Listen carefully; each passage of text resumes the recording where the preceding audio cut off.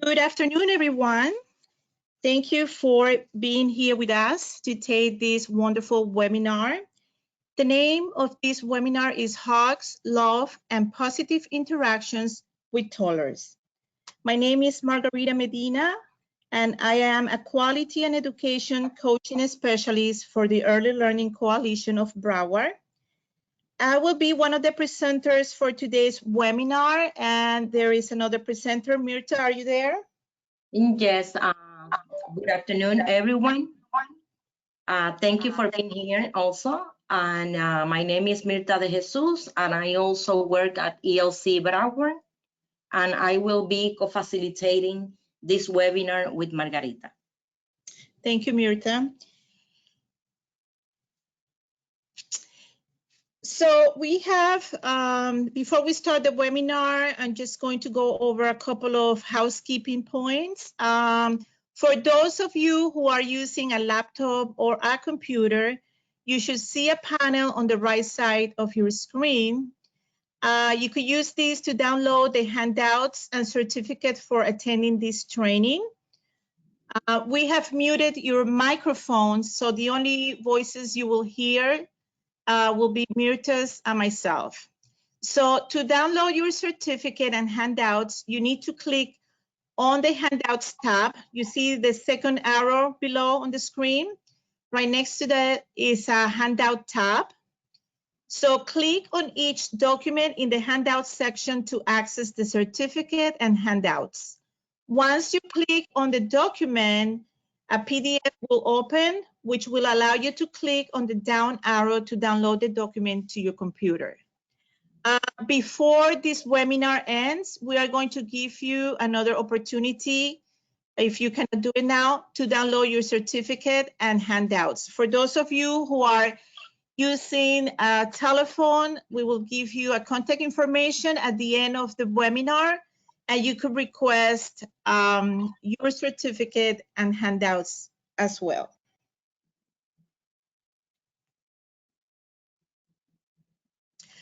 Okay, so today's webinar is part of a series of webinars. The previous presenters in the previous webinar, they posted a reflection. This was for the purpose of you to work on it. You don't have to give us any answers today.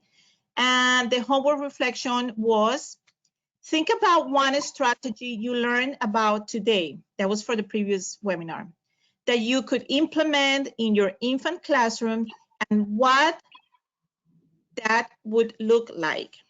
So we really hope you made the time after last webinar to reflect on this and take notes.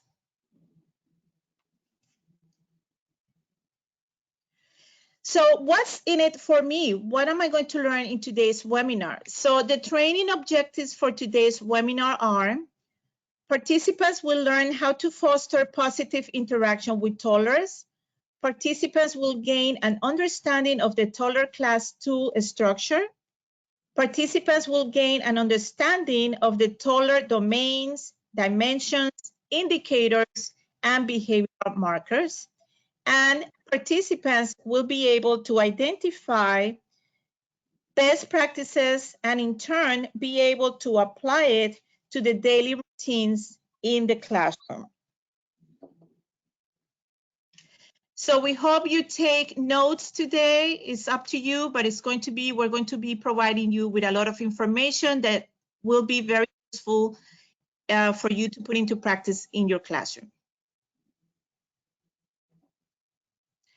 So what is the Toddler class?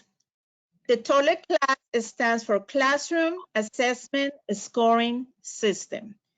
It is an observation tool that assesses the quality and effectiveness of teacher-toddler interactions in a classroom.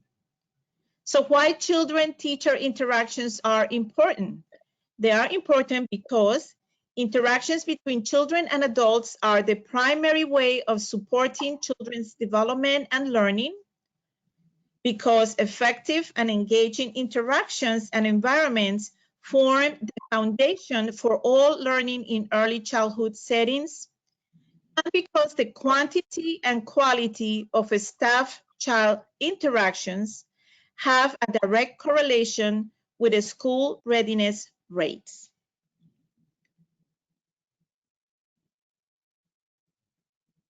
Now we are going to discuss how the class framework is and how the class is composed of. The class tool has two domains, which are emotional and behavioral support and engaged support for learning. And the first domain is emotional and behavioral support, which is defined by teachers and expression of teacher and children's expression of emotion. These emotions can be positive or negative. The responsiveness and the sensitivity of the teacher and how the teacher considers child perspective and how she supports children's independence.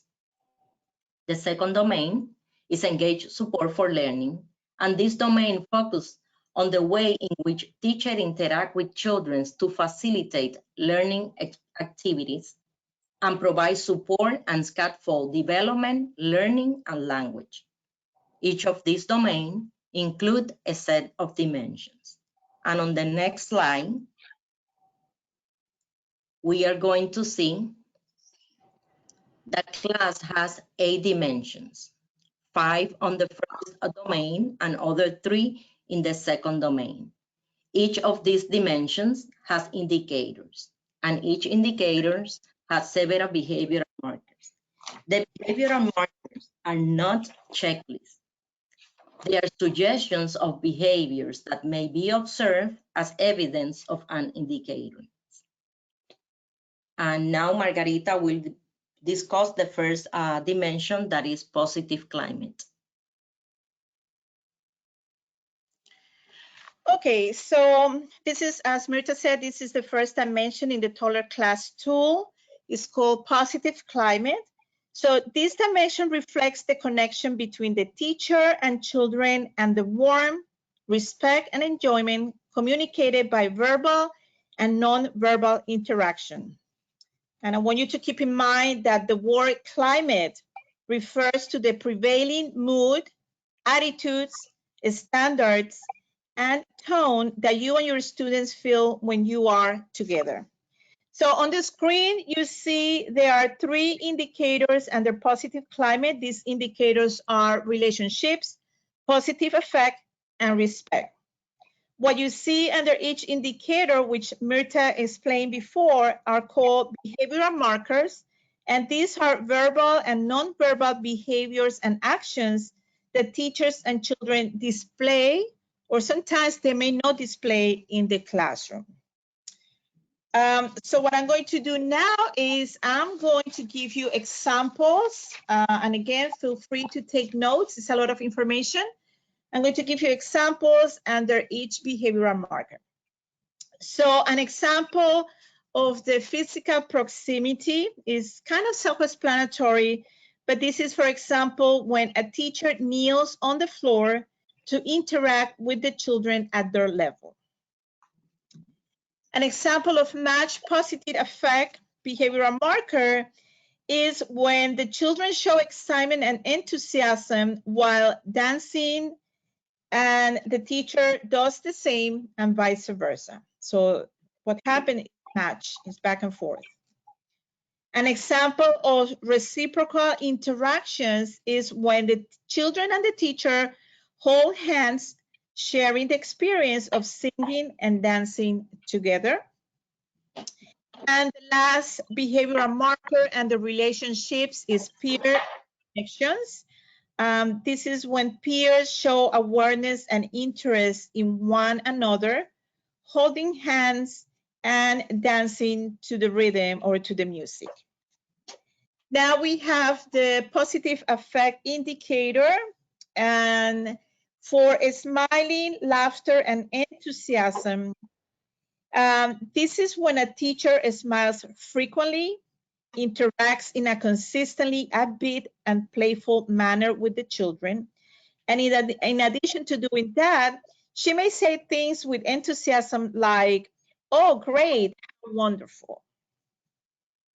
For the verbal or physical affection, an example of this is when a child runs up to the teacher and initiates a hug. The teacher responds with physical affection by hugging him back. Maybe she will kiss the child. And the verbal affection will be when, let's say, the teacher says something like, I miss you, I love you. Another example would be when a teacher touches a child gently when she offers a high five. The next indicator and the positive climate dimension is respect. So for warm, calm voice, it's self-explanatory, but what I want to remind you is that you have to consistently use a warm, calm, and pleasant voice. Under respectful language and communication, an example of this behavioral marker is when a teacher consistently calls her students by their first name. Sometimes when we do observations in classrooms, some teachers call their students by saying, come here, sweetie, come here, princess. But in order to show respect, we really need to call our students by their first name. Also, the teacher needs to use respectful language, such as thank you, can I please get by, or thank you for waiting. Another example of showing respect is, and this is also something that when we do observations in classroom, we need to see more. I'm going to give you the example. This is when, let's say, the teacher needs to wipe a child's nose. So she tells the child, she needs to tell the child what she's about to do before touching her, before actually wiping the nose. So the teacher should say something like, come here, Kirsty, I'm going to get you a tissue. I will be right back and I will wipe your nose, okay? So that's a way to show respect to our students. For eye contact, self-explanatory, but keep in mind you need to make eye contact with your students while you are talking to them. Even if you have many students there, you really need to make a big effort to make eye contact. And body orientation is the last behavior, and the respect, the last indicator. So the teacher's body needs to be oriented toward the children at all times, and she needs to look at them in the eye.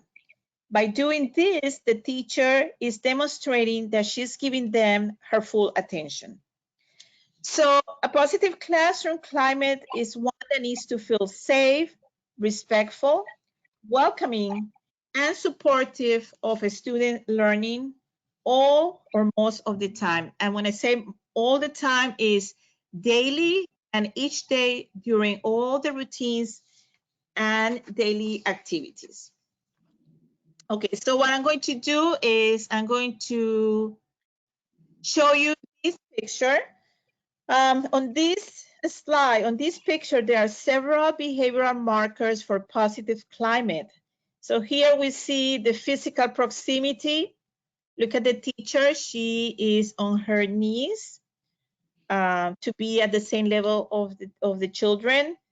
There's a match positive effect. That was behavioral marker, meaning that children here show excitement and enthusiasm while dancing, and the teacher does the same and vice versa. Look at their facial expressions.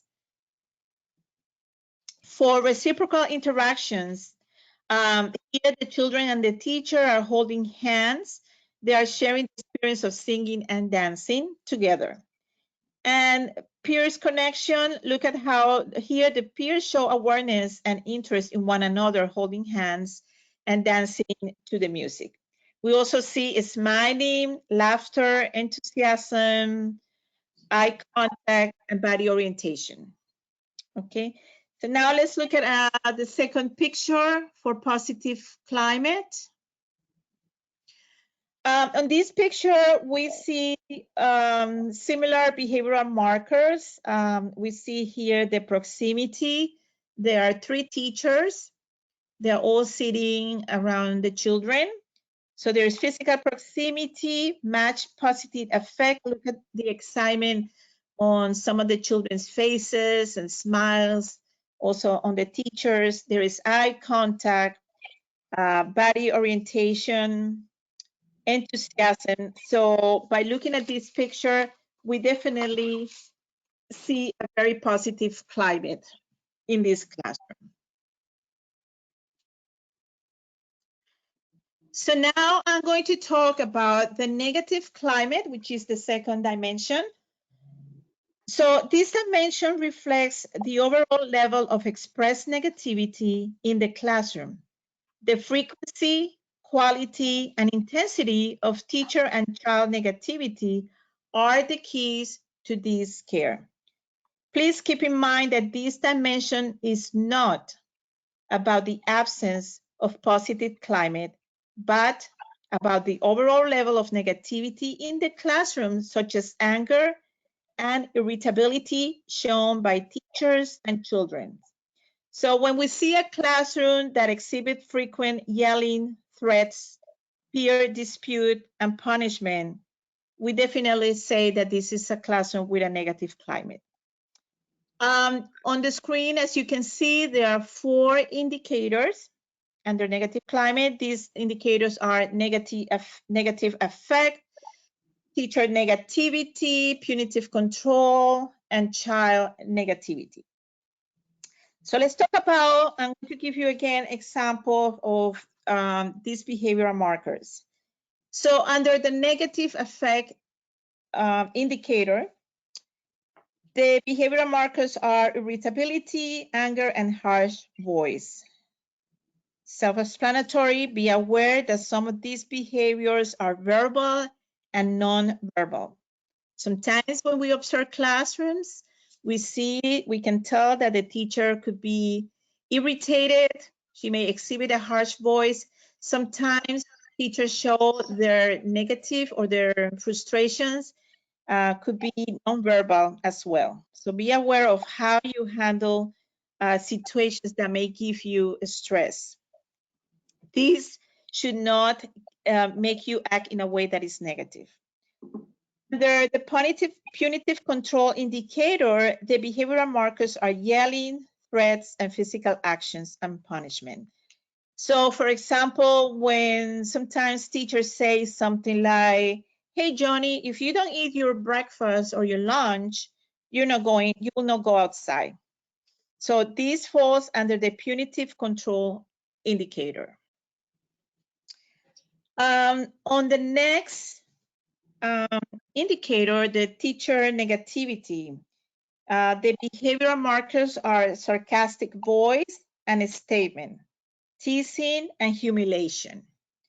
So an example of this would be, you know how sometimes children don't want to sit down on the chairs and they are fussing and moving a little bit around the chair or near the chair. So let's say a student fell off the chair. So the teacher would say something like, see, I told you. So that falls under teacher negativity. Another example would be when, for example, in circle time or an activity, the teacher says to a student, after she asks a question, the teacher says to a student in front of his peers, Mike doesn't know the answer. Who knows it? Again, this falls under the teacher negativity indicator.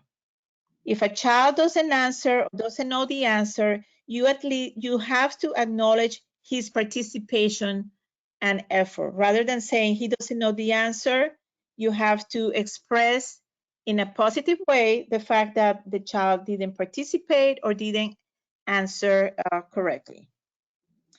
The last indicator is child negativity, and the behavioral markers are peer disputes, escalating frustration, and escalation of negativity. So as we know, for those of us who work or have worked with toddlers, many toddlers do not know how to handle their emotions when they become frustrated or angry. Sometimes it's because they don't have the expressive language, but there could be many reasons. So it is really our job as educators and caregivers to provide them with clear alternative behaviors that are more appropriate in group settings. So for example, when a child hits another child who has taken his toy, you should calmly intervene by getting down on the child's level, and you should say something like, hey, hitting hurts. We need to use gentle touch with our friends. And you as a teacher, you may have to model what a gentle touch is. So to reduce these unwanted behaviors, one suggestion I have is for you to invite the children to go to you for help. And you also emphasize in turn taking. This is a skill that needs to be taught to toddlers. So the idea is for us to help them by consistently, and this is a word that is very important, consistently. You need to provide help and support consistently and in a calmly manner. You need to provide alternatives to help them respond in a better way to feelings and actions that make them upset or frustrated. And it's important to be consistent, because if we want our students to behave in a positive way, in a different way, in a better way, whatever you call, you have to show them and model these behaviors in a consistent way every day and throughout the routines and activities of each day. Okay, so now we're going to, let's look at these 3 pictures. You can look at this facial expression of the teachers, the children. There are some negative behavioral markers here for the negative climate. As you can see, look at the expression on the teacher with the green shirt. We could say she looks irritated, maybe angry. On the left, there is a teacher wearing a blue shirt. Maybe wondering, what's happening there? Look at her face. We don't know. On the picture below, the last picture there is for peer disputes. These children seem to be kind of arguing for using the computer. So this is one of those scenarios when you as a teacher, you should be part of it, be calm, and teach them about turn taking. You have to give them alternatives. So these whatever is happening there will not escalate to a frustration or a more aggressive behavior. Okay, so now we're going to go, Mirta is going to go to the next dimension. Yes, I'm going to discuss teacher sensitivity, which is the 3rd dimension of emotional and behavioral support. And class defined teacher sensitivity as the teacher when she is consistently and effectively respond to individual children's. When she is attentive to children's verbal and non-verbal cues. And remember, so some children at this age are less verbal than others. As the teacher, you need to learn their body language and their behavior. Also, you are sensitive when you are aware of each child's needs and involvement in activities, when you anticipate to those challenging moments, and most important, how you provide children with appropriate level of support. Teacher sensitivity has 3 indicators with their own behavioral markers. Those are awareness, responsiveness, and child comfort. So now we are going to discuss awareness, how you can become more attentive to children throughout the classroom, or how you can notice difficulties of children who are upset.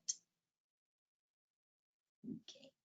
The first example that I have here is when a child is crying or he is upset and you are comforting that child, the only way that you can do that is to be more sensitive to that child and to the rest of the child. While you are comforting him, you need to be aware of what's going on in the rest of the classroom. Because maybe another child needs your assistance. So you're going to place yourself facing the majority of the children, for you can see what is happening in the whole classroom. Like if you're tying the children's shoes, you need to pose yourself in a way that you can see the rest of the children. Also, another example is when you notice a child that is sending a verbal or behavioral signal, indicating the need for help. It's a time for you to approach to that child and asking, do you need help? And if he say yes, then you provide the support. Another example is when you notice difficulties or a child that is upset. At that moment, you need to respond immediately to the child's needs. But this need needs to be in a consistent manner. Why needs to be in a consistent manner? Because this is the way that children learn to trust you for support and comfort. And at this age, children need a support. They need to trust in somebody. So this is something that you need to do all the time. It cannot be today, yes, and tomorrow, no. Or in the morning, yes, I'm going to be very attentive to the children, and in the afternoon, no. So you need to be very consistent. Okay, now we are going to discuss responsiveness and how is there another way to be, or a good way to be responsive to children's needs by watching children's, especially the nonverbal behaviors and cues, and to responding to this by acknowledging their emotions and providing comfort. One example is when you see a child that is in a corner or stay at the table when it's time to play. So you need to approach to that child because he's sending a nonverbal message and ask her, are you okay? And sometimes you need to offer choices because sometimes the children feel confused and they don't know what to do, or there's so many things for them to choose that they don't know what to choose. So you can tell them, do you want to play here on the table? Or do you want to go to the house or the block area and play? And in that way, when you limit the amount of choices, it's more easy for them to choose what they want to do. Another example is to acknowledge positive and negative emotions. When a child starts crying, take it seriously, please. Never try to minimize the importance of the situation. Doesn't matter how simple it is. And never say, don't worry, that's nothing. Instead, say something like, I know that you are sad. Or do you feel down? Let me see. Can I see it? I know that that's her. Because that's the way that you recognize their emotions. The last indicator is child comfort and how you freely approach and participate and provide children with genuine problem resolution. For example, when you make yourself available to the children and you join in the play. But when you join in the play, don't take control of the play. Okay? So you are going just to be a participant. Another example is give them real solutions. Like if a child is crying because his truck gets stuck under the shelf, you can go and approach the child and tell him something like, Mitch, I see if I can help you to get your truck from under the shelf. Or your truck rolled under the shelf. Let's see if I can find a similar truck because I have to move the shelf to get the truck, but that needs to be during nap time. And in that child comfort indicator, you see the first two behavioral markers that are freely approach and participate and seek support. Those two behavioral markers usually occur as a result of being a sensitive teacher. Because when the children freely approach to you, when they have concern or problems, is the evidence that they know that you are available for them, that you are their secure base, that you are their hero, that you are the one who resolved their problems. Okay? And that's at the end, that's what it really wants, that you be the secure base for those children that you are taking care of. Okay, with this conclude the teacher sensitivity dimension, and now we are going to see two pictures that they have some behavioral markers that we can discuss. In this picture, you see the child is pointing to the truck on the shelf, and the teacher is reaching for the truck. Also, you see the child is on teacher's lap, and he see fine.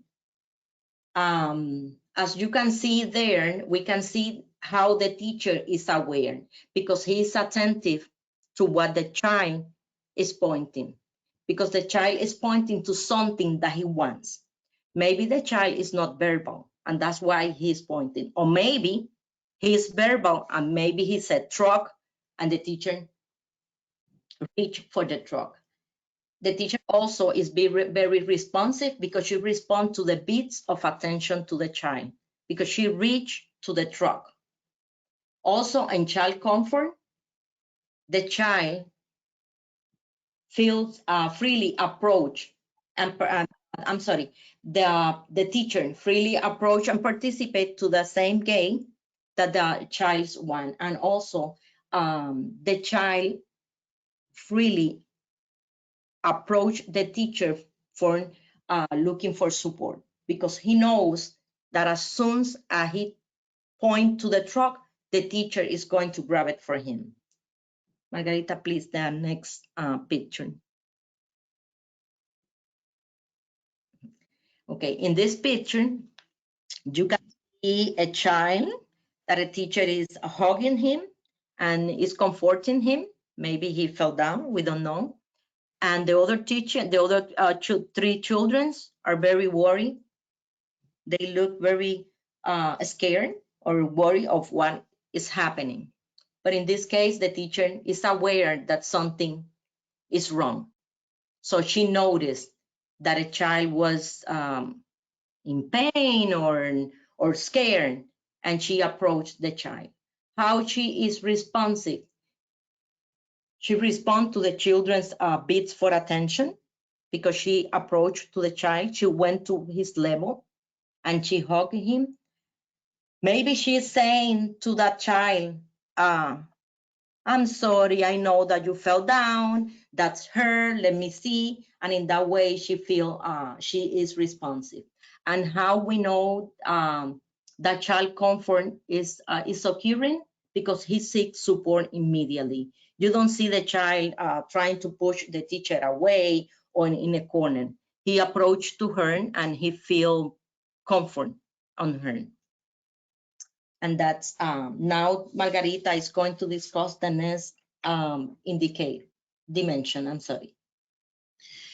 Okay, so the dimension regard for child perspectives captures the degree to which the teacher's interactions with children and classroom activities emphasize children's interests, motivations, and points of view, and encourage children's responsibilities and independence.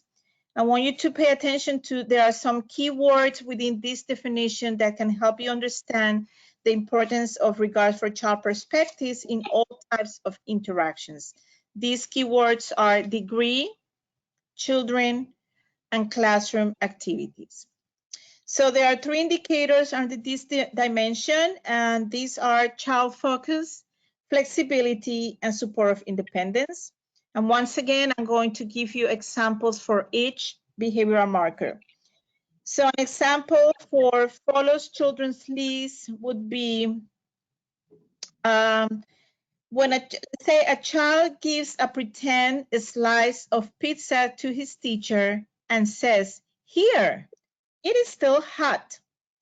The teacher responds, "Okay, I guess I have to wait until it is cool. How long do I think it will take to cool?" the teacher asks. And the child answers, 20 minutes. Then the teacher responds, that is a long time. So by the teacher doing and asking and commenting this, she is following the children's leads or the child's leads, you know. You should do the same even for those children who are nonverbal, who perhaps they don't have the expressive language. You need to really be there and promote that they do something, that they initiate something.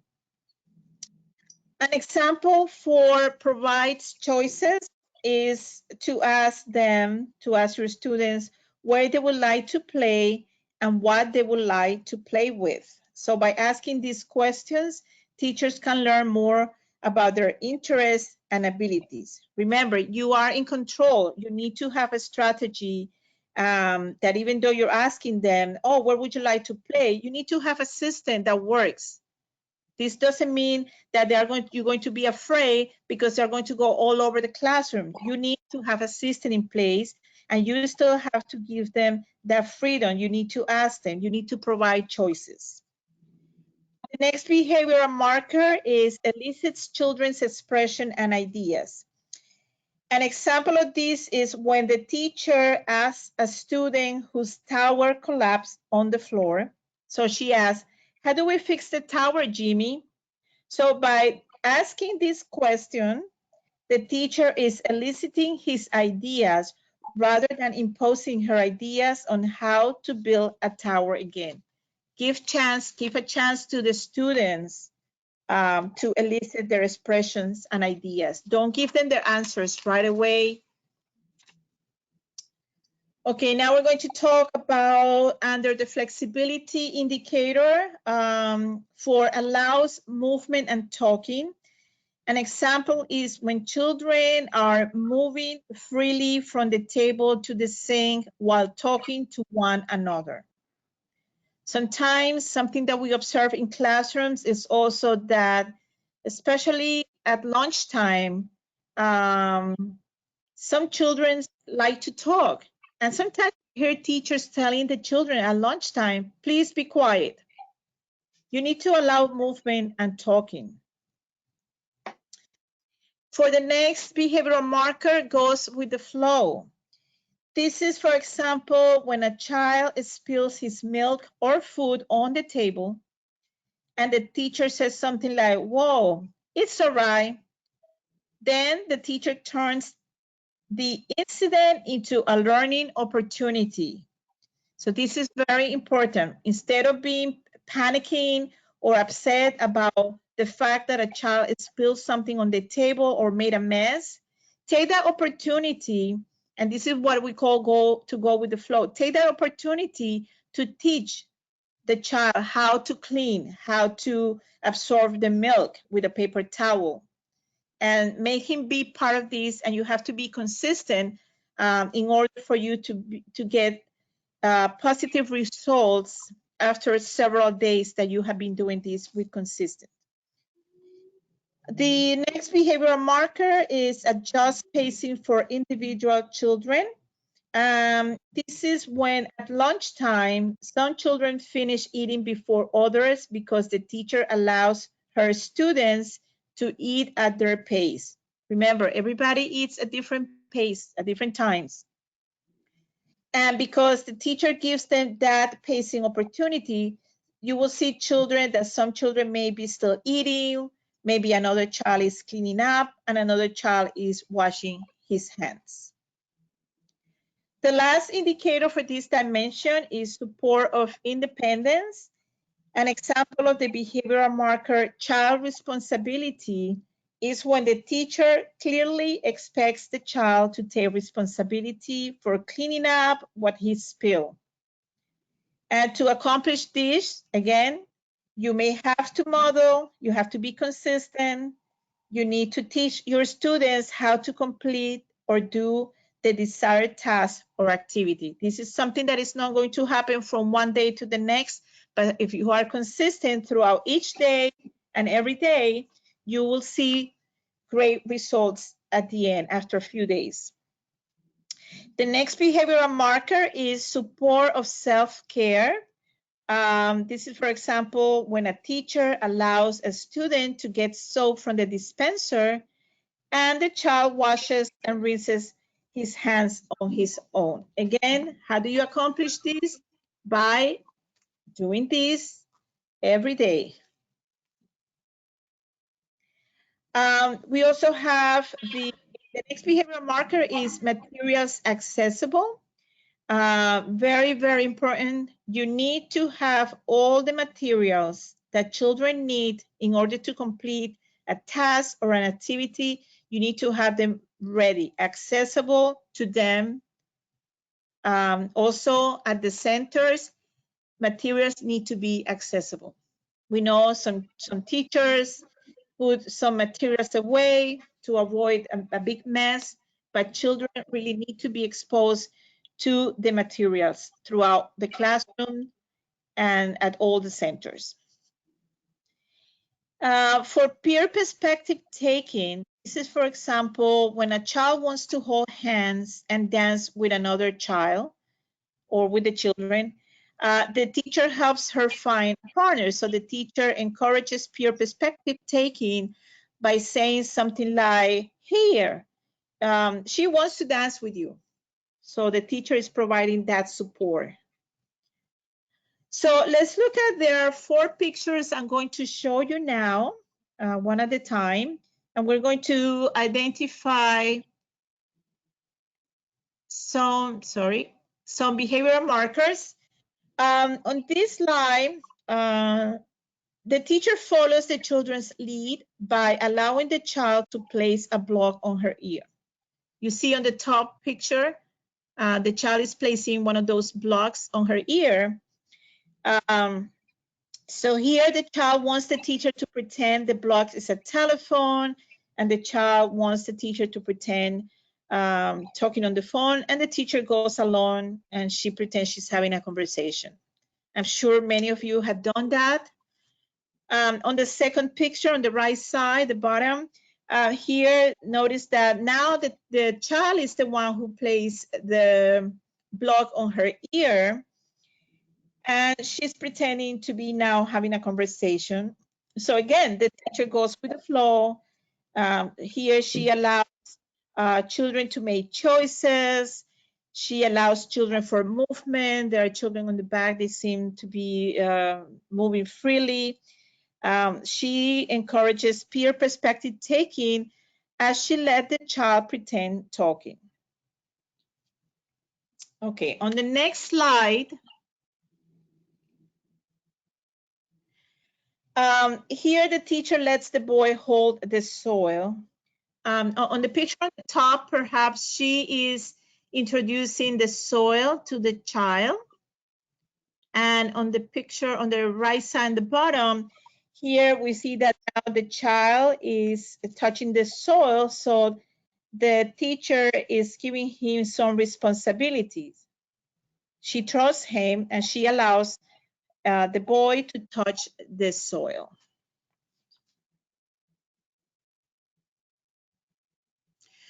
On this picture, we see a boy at the art table.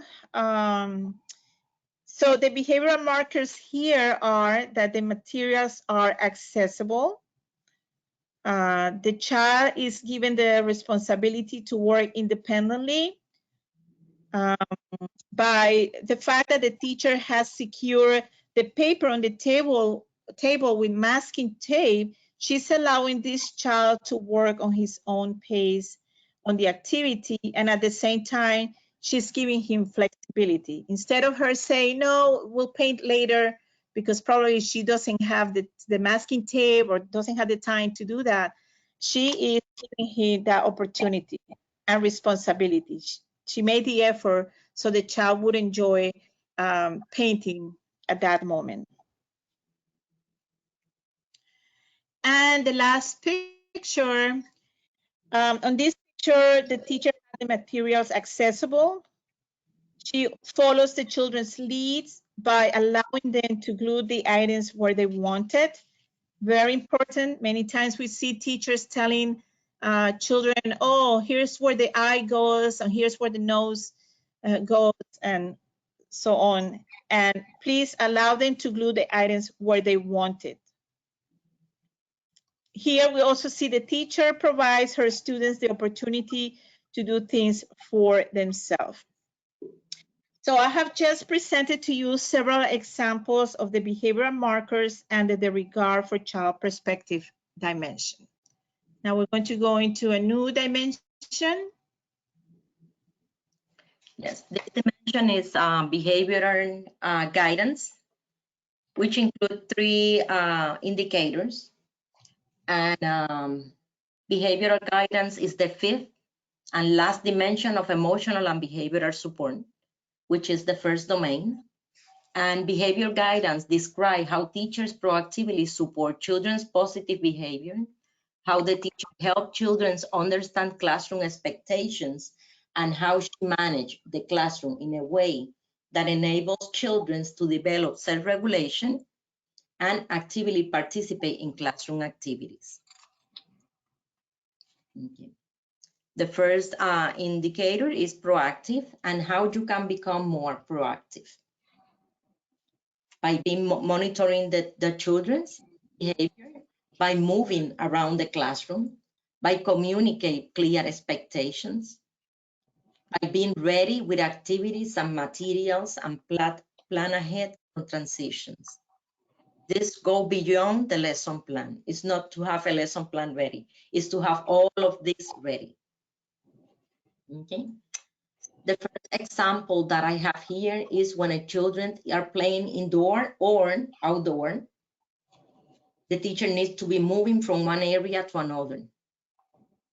And if you are conducting an activity, which can be on the table or can be in the carpet, you need to scan the children at all the time to minimize possible behaviors problems.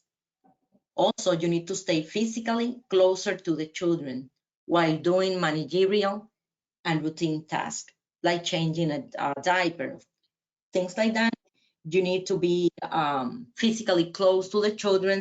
And when I mean closely, I mean if you're changing a diaper, you cannot move from there, but yes, you can glance the rest of the children or scan the classroom to see where the other children are. Another example is when a teacher is monitoring children and you provide clearly what is expected. For example, when you want a child that use one crayon at a time during an activity, you need to provide clear expectations. And you can set things like when you finish with one crayon, you can put that one back in the basket and choose another one. And then you need to remind her again. Just choose one, because children at this age, they need a lot of reminders during the day. The last example that I have for this indicator is how to demonstrate awareness of the expectations. That is something that occurs as a result of a proactive teaching.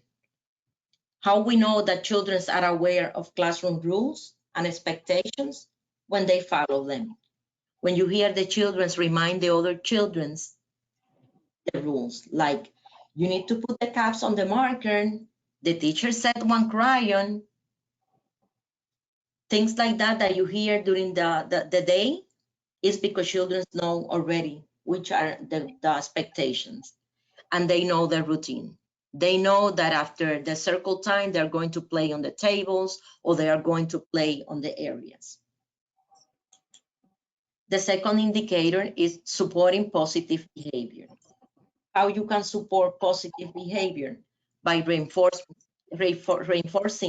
positive behavior, by use positive phrasing and effective redirections. One example is to use positive phrasing is like when you said to a child, Chelsea, I like the way that Chelsea is sitting down waiting for reading the story. What is going to do that is the rest of the children are going to try to do the same that Chelsea is doing. Because if you call Chelsea and you said something good about what Chelsea is doing, everyone else wants to do the same that Chelsea is doing because they want that you start calling them. And when you try that, you're going to see the children's, look at me, teacher, look at me, teacher. The second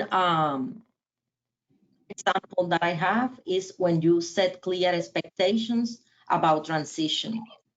When you go from one activity to another. Like when you said it's time to start cleaning up, let's put our books away, or you use another a special signal to turn off the lights or put the music, and the children's already know that it's time for cleanup. But you need to practice that every single day for the children to get accustomed and know that are your expectations. That when you turn off the light, it's time for cleanup. And in that way, you don't have to be screaming or that it's going to affect the negative climate.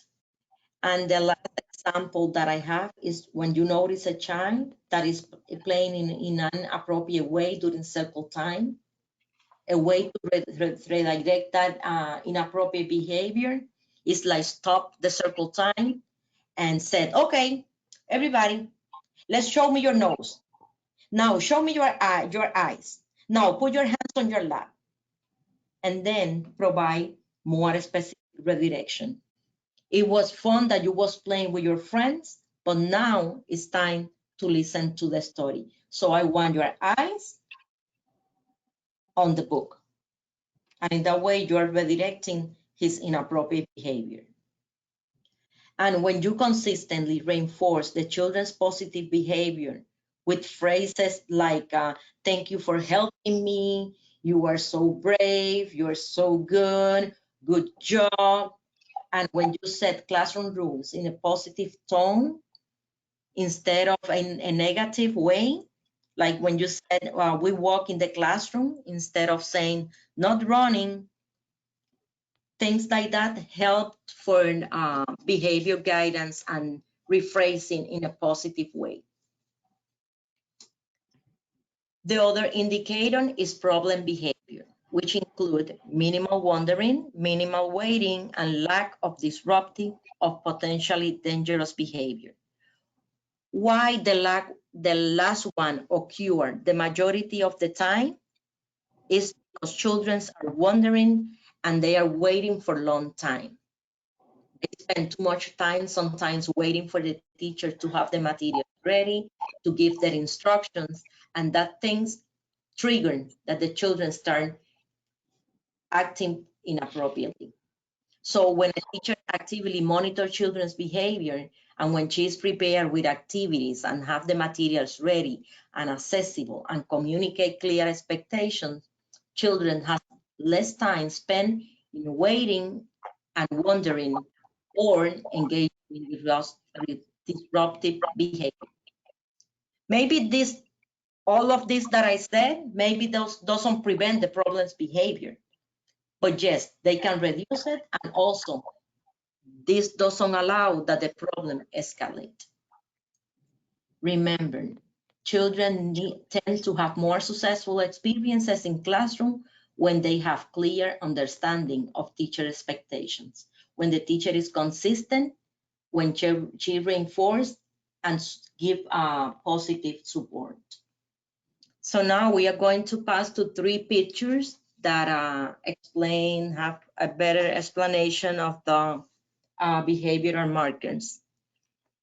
As you can see here on the picture on the top, you see the teachers and the children with the hands up. And it's because the teacher turned off the lights, and at the time for cleanup, she turned off the lights and told the children's hands up, and everybody needs to stop whatever that they are doing. And then they start cleaning up and putting everything away. As you can see here, the teacher is proactive because she's monitoring children's behavior. She communicates clear expectations. She said, hands up, it's time to clean up. So she prepared them for that activity. Also, children demonstrate awareness of expectations, and we can see that because the children immediately put their hands up. And also, there was minimal wondering and minimal waiting. The transition is quick. They don't have to wait for the teachers to say, okay, now we are going to clean up and repeat and tell them several times. She just said one time, turn off the lights, and that's immediately they accomplish the task. Margarita, next picture, please. In this picture, the one on the top, you see the teacher. She is pointing to the correct way when they have to pull the cards, because that's the place that they have to run the cards. So she actively monitored the children because she noticed that they are playing with the cards in the place that they don't supposed to. She communicated clear expectations because she told them this is the way that you need to use the cards. She effectively redirected them because they immediately did what she was expecting from them. And this contribute to the lack of disruptive of potentially dangerous behavior. The one on the bottom is almost similar. In that case, children were playing with sand and they were throwing the sand, and the teacher approached. So that means that she was actively monitoring children's behavior. Then she came and she communicated to them clear expectations, because she told them the sand needs to be inside the car because you're going to hurt your friends. And the same, this was effective because the children immediately, they start putting the sand inside the car. And also there was not escalating the behavior. The behavior immediately stopped. The next picture, Margarita, please. Okay, in this picture, you see the children with crayons on the table and plenty of paper. So that means that the teacher was very proactive. She was prepared for the activity. She had plenty of crayons for them to choose. They don't have to fight for the crayon or for papers because they have plenty of paper. She is just monitored them because she's close to them. They were not waiting time because everything was there and was ready. And now Margarita is going to continue with the next dimension. Okay, so now I'm going to talk about facilitation of learning and development. This dimension considers how well the teacher facilitates activities to support children's learning and developmental opportunities. It also considers how the teacher connects and integrates learning into activities and tasks. So teachers facilitate learning and understanding when they take an active role throughout activities and routines and provide intentional support to guide children's exploration. Teachers also facilitate learning when they find meaningful, and this is a very important word, meaningful ways to connect classroom experiences with children's lives, encourage thinking skills, and actively engage children in activities. There are 3 indicators under this dimension: active facilitation, expansion of cognition, and children's active engagement. So let's take, I'm going to give you a scenario and we're going to talk about behavioral markers and examples.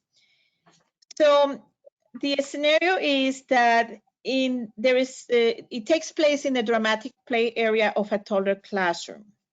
So in this toddler classroom, the teacher guides the children's exploration of baby dolls and diapering by asking questions and adding comments as they engage in pretend play. So I just presented the scenario. So under active facilitation indicator, the first behavioral marker is teacher provides opportunities for exploration and learning. So on the scenario that I mentioned, the example is the teacher notices the children are interested in playing with the baby, and she contributes comments to expand the children's learning. So the teacher says, let's unfasten the straps and let's see. She means the strap of the diaper. They say, ooh, I think he has a dirty diaper, Maria. Let's wipe the baby. You need to get some wipes and you have to wipe the baby. The next behavioral marker, teacher's guides exploration. The teacher talks with the children and asks questions to guide their play. So the scenario, what's wrong with the baby? The teacher asks. The teacher also asks, does the baby's diaper need to be changed? Ooh, let's turn the baby over. Let's see. I think the baby has a dirty diaper, Nadia. What do you think? So here the teacher is very involved in the, she's playing with them, she's providing support, and she asks questions to the children for them to explore, to invite them to explore. Now for the under the next indicator, the behavioral marker, teacher provides and embeds information. So the teacher provides comments that facilitate the children's thinking skills, such as, what do you think I should do? You see, it's dirty. What do you think I should do? And what else do I need? For the next behavioral marker, teacher relates information to children's lives and experiences. The teacher connects aspects of play to children's lives. So she asks, so what does Mimi or your mommy use when she changes your diaper? Does she use wipes? So by asking questions like this, the teacher is also encouraging thinking skills, which is another behavioral marker under expansion of cognition, okay? So you really need to make connections to the children's lives and experiences. Now we're going for the children's active engagement indicator. For the manipulation of materials behavioral marker, in this scenario, the children actively participate in the dramatic play area, huddling around the table and playing with the baby dolls and other pretend toys. So teachers who effectively facilitate learning and development spend their time actively involved with children, and they provide intentional support and guidance for learning. So during free play, this teacher plays and talks with children in the dramatic play area, and the teacher contributes to the activity with comments and ideas so that children's learning is expanded. Sometimes when we observe classrooms, let's say a child goes to the teacher holding a pretend slice of pizza, and the child may say pizza, and the teacher answers, okay, thank you, and that's it, that's the end. We want to see more than that, the way I gave you the previous examples, that you really need to participate and give them opportunities for exploration and expanding. So let's look at the next. I'm going to show you two pictures. The next picture, there is a lot to talk about it. We took this picture from a video. So on this slide, the behavioral markers that we see is teacher provides opportunities for exploration and learning. How did she do that? So here, the teacher set up the table with oats and scoops to motivate children to explore with their senses of sight, smell, and touch. There's also the behavioral marker, teacher guides exploration. So on this slide, by playing with the children and asking questions about the oats, the teacher guides the children to make discoveries on their own. Another behavioral marker is teacher involved in children's activities to support learning and development. So during the activity, the teacher's comments and ideas expand the children's learning about the concepts of empty and full. Here, she demonstrates the meaning of full and empty before asking them to show their full and empty scoop. This is something you have to do often. This is just an example, but many times, especially for this age group, before you ask a question, you need to demonstrate the concept. You need to show them what it is that you mean. And then you can ask the question. Another behavioral marker is teacher provides and embeds information.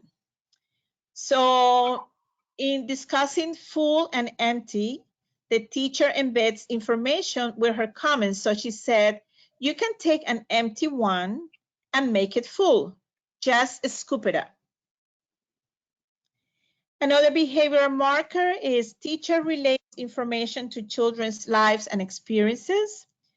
So the teacher suggests that the children touch and smells the oats, and she relates the experience to their lives by saying something like, oh, it smells like the oatmeal we eat in the morning for breakfast.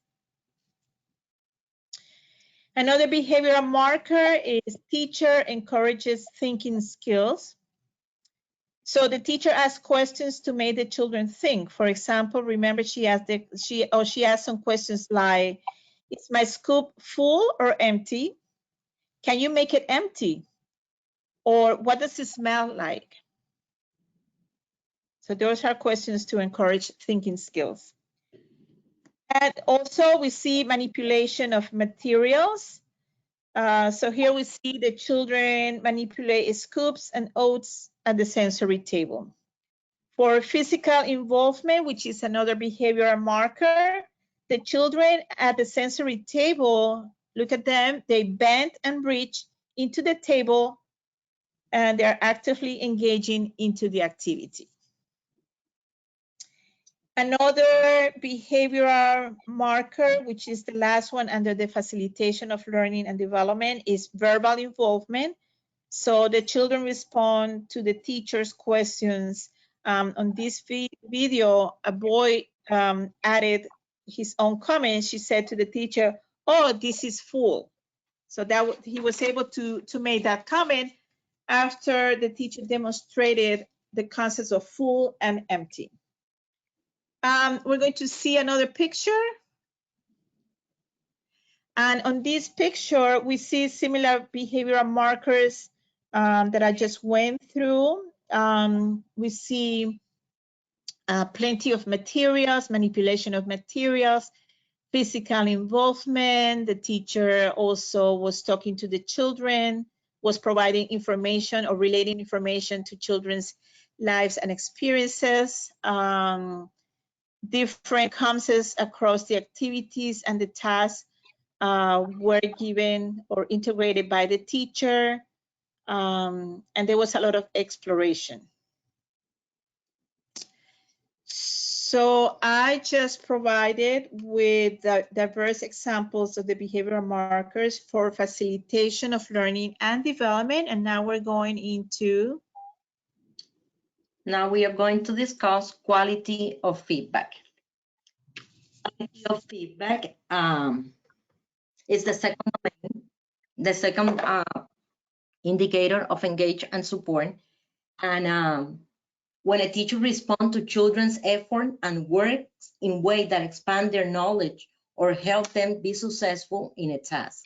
Sometimes teachers can provide physical assistance or hints or cues for children as they engage in play of learning activities. This can help a child to perform at a higher level and sustain their attention. Also, effective feedback allows children to begin to understand the process of learning and to add to their understanding. And this dimension covers three indicators, which is scaffolding, providing information, and encouragement and affirmation. How you can improve the quality of feedback, or that's just the feedback which cover all of those indicators, by asking children to explain their thinking, by scaffolding the learning, by focusing on attention on children's effort, and to encourage children to persist in their play. This age, the children wants to be here and there, and they don't want to stay on one place for long period of time. And that is very important, that they learn how to persist in their play. In scaffolding, the teacher provides children with the necessary levels of help and assistance, verbal or non-verbal, to succeed. Okay, the first example that I can give you is when a child is struggling to complete a puzzle, the teacher can help the child to turn her hand to make it the piece to fit, and that's physical assistance. Another one, this is non-verbal assistance, is when a child takes off his shoes and it's time to go outside, and the teacher asks, what do we need to get ready to go outside? You hold the child's shoes on your hand and you continue, Manny's shoes. And in that way, you are giving him the hints or the clue that what he needs to go outside is to put his shoes. Instead of telling him, oh, you need to put your shoes. Allow him to think what is needed to go outside. Another way that the teacher can use is modeling, when the teacher uses verbal or physical assistance to children to complete a task. For example, a child is trying to clean a spill of milk, and the teacher models for him making circles motions with a paper towel. In that way, you're modeling for the children what are that they're supposed to be doing. And that's the way that you can scaffold their learning. To provide information. When you as a teacher follow on children's response and actions, and you maintain a back and forth conversation with them, and when you clarify concept or task, and when you expand or elaborate. Example of that is when the teacher engage in one back and forth exchange with the children, and you offer information or expand based on the children's response. For example, the child is playing with a truck and he said car, and you clarify by saying, instead of telling him, oh no, that's a truck, you can tell him, oh, it looked like a car, it has tires and run like a car, it's a truck. And then you can expand his understanding by asking, where have you seen a truck? And in that way, you are helping the child to think where he has seen a truck similar to this one. Because when you provide information and when you are scaffolding, you are not looking for the correct answer. You just are helping the child to think, because that's the purpose of scaffolding and providing information. And the last indicator of quality of feedback is encouragement and affirmation. How a teacher can provide encouragement and affirmation to the children by providing individualized and specific feedback, and by recognizing children's effort and accomplishment.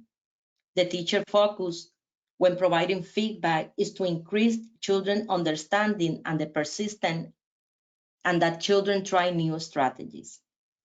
For example, when you as a teacher recognize child effort by saying, well, wow, you are working very hard with that puzzle, or keep trying, you are very close.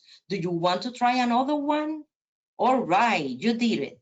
In that way, you are giving him encouragement to continue working and be persistent in the task that he's doing. But you need to be very specific with providing feedback to children. You need to go beyond to that good work, oh, nice picture. Instead, you need to look for the specific things that that child has been done. Like I see that you use a lot of yellow on your drawing. I see that you draw a line. And remember, the feedback and the encouragement that children receive from adults help them build their confidence and help motivate them to try new things and help them persist in what they are doing or when they find challenges. And now I'm going to discuss two pictures that cover some of the behavior markers.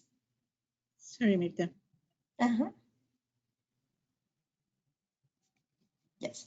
In that picture, you see the teacher. She is giving hints and modeling for the children because she's pointing to the children where the puzzle is supposed to go. And because the hints and scaffolding doesn't have to be talking, you can just providing the hints by nonverbal assistant. In this case, she was giving them physical assistance because she was pointing to where the piece is supposed to go. And maybe she is recognizing their effort because maybe she's saying, yes, good job, you're doing it. Go, things like that that encourage the children to stay on the task and not trying to go to another area. The next picture. Thank you. Sorry. Okay, in this picture, yeah, that's okay. In that picture, you saw the teacher and the child, they're using their maracas on the drum. And as you can see there, you see the child is looking at the teacher. Maybe he is looking for encouragement, or maybe he's looking for that she acknowledge that he's doing the right thing. And she's providing also verbal and physical assistance, and she's modeling for him. She is hitting the drum with the maracas, and he's doing it also. Maybe she's expanding and elaborating.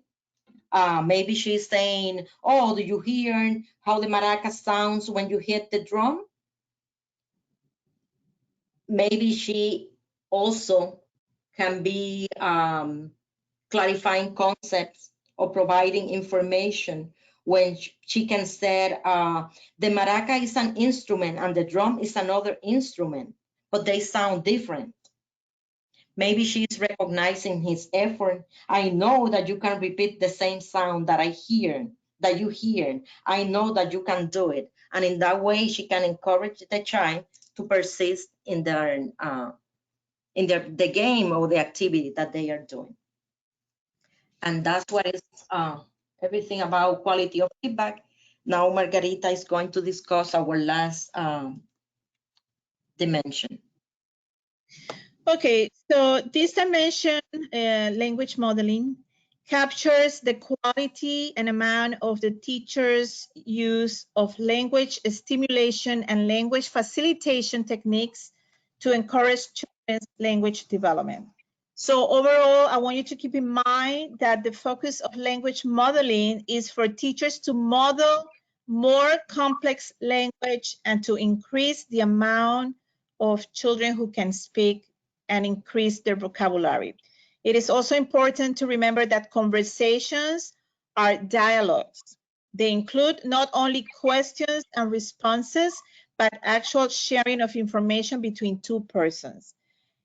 Something that we see often when we observe classrooms is that we see children talking to the children or at the children, but not talking with the children.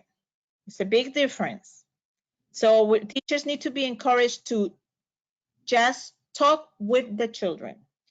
So there are 4 indicators here, and I'm going to go through each one of the behavioral markers.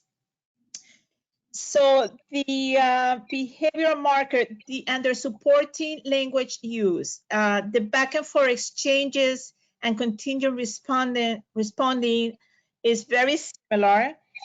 This involves back and forth conversations in which the teacher follows the child's lead by responding to the child's comments or question in a way that keeps the communication going. Don't forget, especially in the toddler classroom, there are a lot of nonverbal students. You may have a lot of nonverbal students or some. You also need to follow the lead of nonverbal communications. And you need to respond to these using contingent responding, back and forth. You really need to be good at reading the cues, and you may have to initiate and promote conversations by asking children some questions. Sometimes it's just simple as asking, oh, how do you make the bubbles? The other behavioral marker is open-ended question, very self-explanatory, but keep in mind, you need to ask this question consistently, open-ended question. For example, after you read a book, ask questions like, why is the cat sad? Another question, what should we do now? It is raining. That's what the teacher said. And you will have to respond based on the children's verbal and nonverbal cues. Other types of open-ended questions could be something like, tell me about this. What could you do with this? Why do you think that? Okay. So for the behavioral marker and the repetition and extension, repeats, extends, and elaborates. On the previous example that I gave you when the teacher said it's raining, right? So when the teacher asks and says, what should we do now? It is raining. There is a toddler in her classroom that said, and remember, this is a toddler speaking. The child said, rain, no, go out. So the teacher needs to affirm the child's verbal contribution by repeating the word out. Then the teacher should then build directly on the child's comment, and she should say something like, oh yes, we cannot go out because it is raining. So she expanded and elaborated, she repeated also, and then expanded, extended, elaborated. The next behavioral marker is under self and parallel talk. Pay attention to this. This is something we rarely see in a classroom, and you need to practice this, some of you. The behavior is describes own actions with language and narrates children's actions with language. So describing your own, our own actions refers to self-talk. This means this is talking out loud about what you are doing, seeing, hearing, or feeling. So for example, lunch arrives. Some teachers just announce lunch is here, and that's it. They don't say anything else. Let's say that the teacher is pouring milk into each cup for each student. She doesn't narrate. She doesn't describe what she's doing. She should be saying something like, I'm pouring milk in Mikey's cup. I'm pouring milk in Johnny's cup, and so on. Or when she gives the spoons, she should be saying that. She should be describing that. About narrating children's actions, it refers to parallel talk. It's talking out loud about what a child is doing. If you see a child is eating with a spoon and he's doing a great job, you should say, oh, I love the way Maria is holding her spoon and eating all her lunch. For the next behavioral marker is under advanced language, is variety of words and vocabulary. So keep in mind that when interacting with children, you need to use a variety of words and speak in complete sentences and use descriptive language in conversation. So if you see, for example, a child who's playing with a truck, you should say something like, oh, Johnny, I see you are playing with a green truck. By saying the word green truck, you are adding a word. So the child's vocabulary will get better. So there are many ways to promote language, you know, in a toddler classroom. You should read different age-appropriate books. You could do finger plates, play music, singing. But please, please, for those of you who love singing and children love to sing, singing all day long is not and should not be the only way to promote language and increase the variety of words and vocabulary. You need to really give them different choices. Another behavioral marker is labeling, or naming objects. Remember, everything has a name. And to help children learn the word, to label and name objects that they are exploring or touching, you need to describe events in ways that children can easily understand. So instead of saying, Johnny, could you pass me that? You should say, Johnny, could you pass me the book? Or could you pass me the crayon? You need to label and name each object. And the last behavioral marker is connections to familiar words and ideas. So teachers need to connect or link words to other familiar words and ideas so that students build understanding and are able to access the knowledge they are gaining. So for example, when you're getting ready to do artwork or painting, and as you give children an apron or an old t-shirt so they don't get their clothes dirty, you could say something like, oh, this is an apron is a smoking bird when you paint in the art center. So in that way, you are making connections to familiar words and ideas.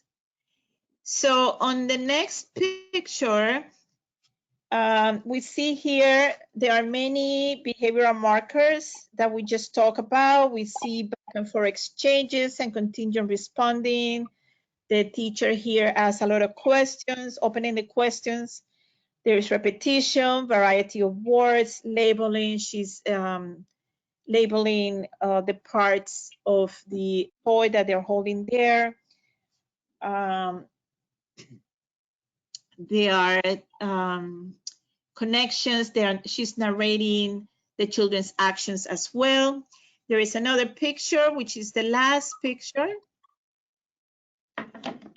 Here we see, for example, the teacher is talking about the snowman, and she's labeling the parts of the snowman, the clothes, the colors, everything that is on the book.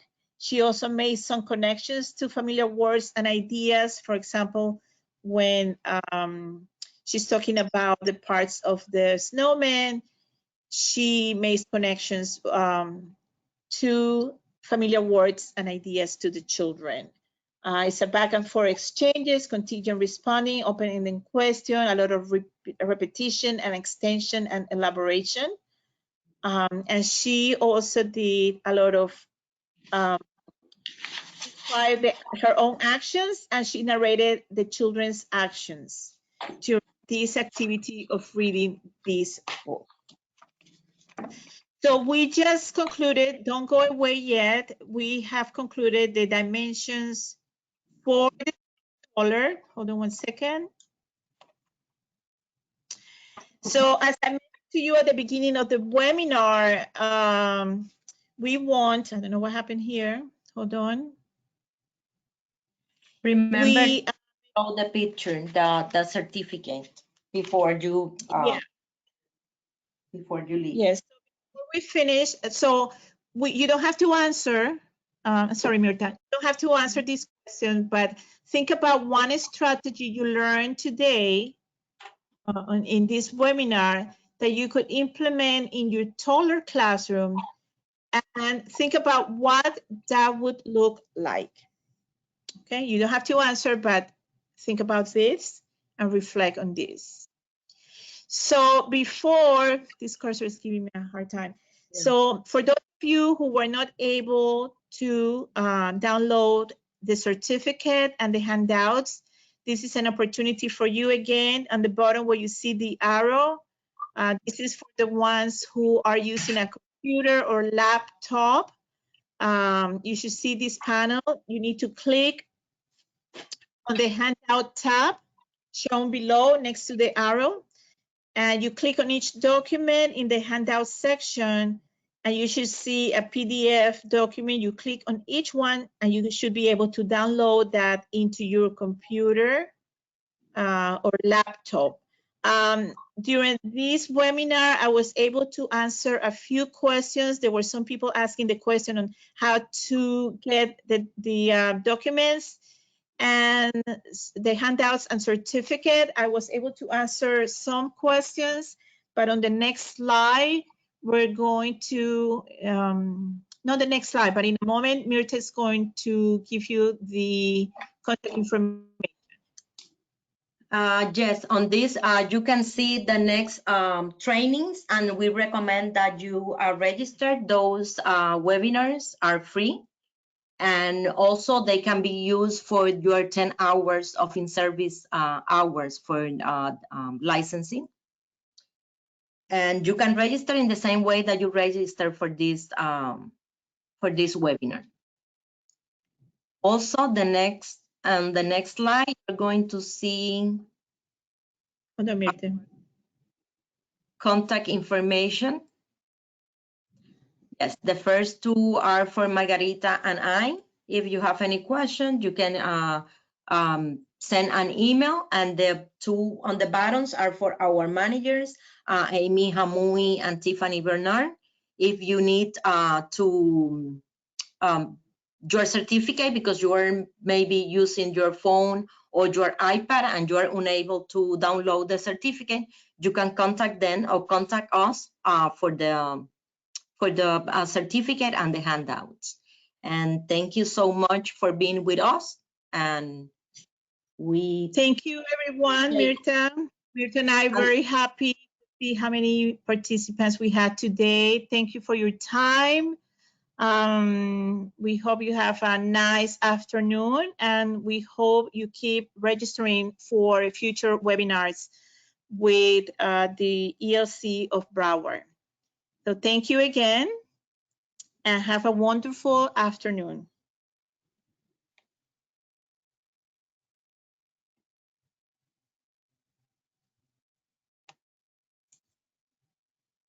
I'm going to close now this webinar.